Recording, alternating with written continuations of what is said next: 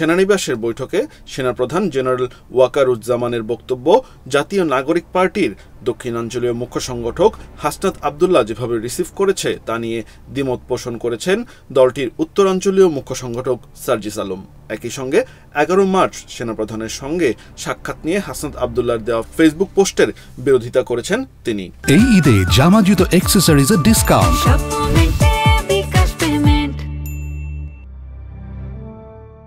সেনাবাহিনীকে নিয়ে হাসনাতের সাম্প্রতিক ফেসবুক পোস্ট আলোচনা সমালোচনার জন্ম দিয়েছে রাজনৈতিক অঙ্গনে। এ অবস্থায় সার্জিস নিজের অবস্থান তুলে ধরতে আজ একটি পোস্ট করেছেন।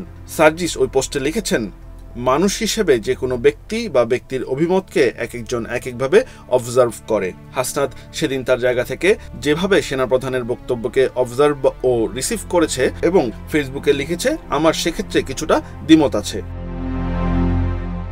আমার জায়গা থেকে আমি সেদিনের বক্তব্যকে সরাসরি প্রস্তাব দেওয়ার আঙ্গিকে দেখি না, বরং সরাসরি অভিমত প্রকাশের মতো করে দেখি। অভিমত প্রকাশ এবং প্রস্তাব দেওয়া দুটি বিষয়ের মধ্যে পার্থক্য রয়েছে। যদিও পূর্বের তুলনায় সেদিন সেনাপ্রধান অনেকটাই স্ট্রেট ফরওয়ার্ড ভাষায় কথা বলেছিলেন।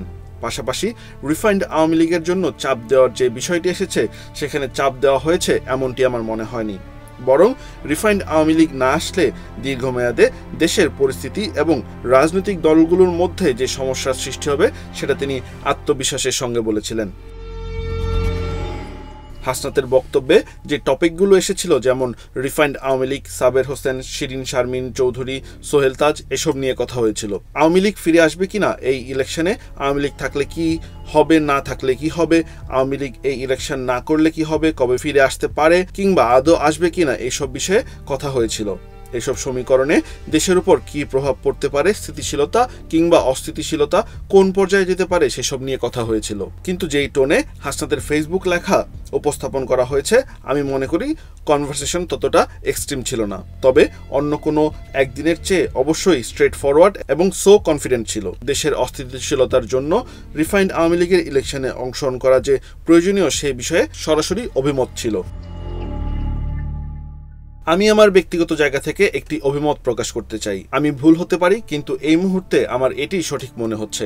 অন্তর্বর্তীকালীন সরকারের সময়ে দেশের সার্বিক পরিস্থিতি নিয়ে বাংলাদেশ সেনাবাহিনীর সাথে অন্যান্য রাজনৈতিক দলগুলোর কেউ না কেউ যোগাযোগ রক্ষা করে, সেই প্রাইভেসি তারা বজায় রাখে। আমাদের সঙ্গে সেনাপ্রধানের যে বিষয়গুলো নিয়ে কথা হয়েছে সেগুলোর সাথে আমাদের সরাসরি দ্বিমত থাকলেও আমরা সেগুলো নিয়ে আমাদের দলের ফোরামে বিস্তারিত আলোচনা করতে পারতাম, সিদ্ধান্ত নিতে পারতাম, সেই অনুযায়ী কর্মসূচি বাস্তবায়ন করতে পারতাম, কিংবা অন্যান্য রাজনৈতিক দলগুলোর সঙ্গে আলোচনার মাধ্যমে ঐক্যবদ্ধ সিদ্ধান্ত গ্রহণ করে আওয়ামী লীগের যে কোনো ভার্সনের বিরুদ্ধে এখনকার মতোই রাজপথে নামতে পারতাম।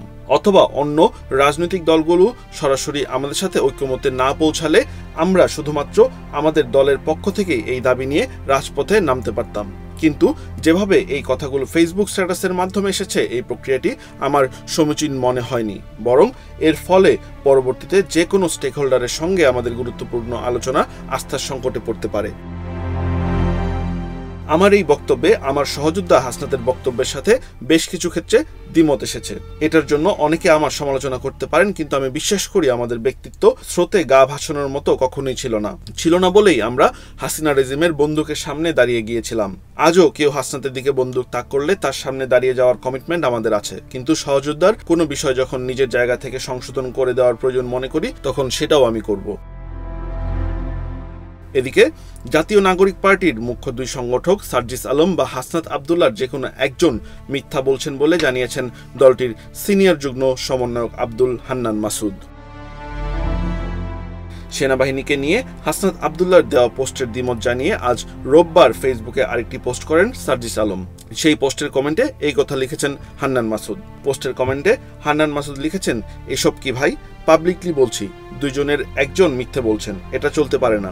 আর দলের গুরুত্বপূর্ণ পোস্ট হোল্ড করেও আপনারা যেভাবে ব্যক্তিগতভাবে বিচরণ করছেন এবং তা পাবলিক করে এনসিপিকেই বিতর্কিত করছেন। কমেন্টে হান্নান মাসুদ আরও লেখেন, মানুষ এনসিপিকে নিয়ে যখন স্বপ্ন বুনছে তখন এভাবে এনসিপিকে বিতর্কিত করা কাদের এজেন্ডা? সরি, আর চুপ থাকতে পারলাম না। গত শুক্রবার ফেসবুক পোস্টে হাসনাত আব্দুল্লাহ লেখেন, 11 মার্চ, সময় দুপুর 2:30। কিছুদিন আগে আমি আপনাদের বলেছিলাম যে রিফাইন্ড আওয়ামী লীগ নামে নতুন একটি ষড়যন্ত্র নিয়ে আসার পরিকল্পনা চলছে। এই পরিকল্পনা পুরোপুরি ভারতের। সাবের হোসেন চৌধুরী, শিরিন শারমিন, তাপসকে সামনে রেখে এই পরিকল্পনা সাজানো হচ্ছে। পোস্টে হাসনাত লিখেন, আমি সহ আরও 2 জনের কাছে ক্যান্টনমেন্ট থেকে এই পরিকল্পনা উপস্থাপন করা হয় 11 মার্চ দুপুর 2:30-এ। আমাদের প্রস্তাব দেওয়া হয় আসন সমঝোতার বিনিময়ে আমরা যেন এই প্রস্তাব মেনে নিই। আমাদেরকে বলা হয় ইতিমধ্যে একাধিক রাজনৈতিক দলকে এই প্রস্তাব দেওয়া হয়েছে, তারা শর্ত সাপেক্ষে আওয়ামী লীগ পুনর্বাসনে রাজি হয়েছে। একটি বিরোধী দল থাকার চেয়ে একটি দুর্বল আওয়ামী লীগ সহ একাধিক বিরোধী দল থাকা নাকি ভালো। ফলশ্রুতিতে আপনি দেখবেন গত 2 দিনে মিডিয়াতে আওয়ামী লীগের পক্ষে একাধিক রাজনীতিবিদ বয়ান দেওয়া শুরু করেছে।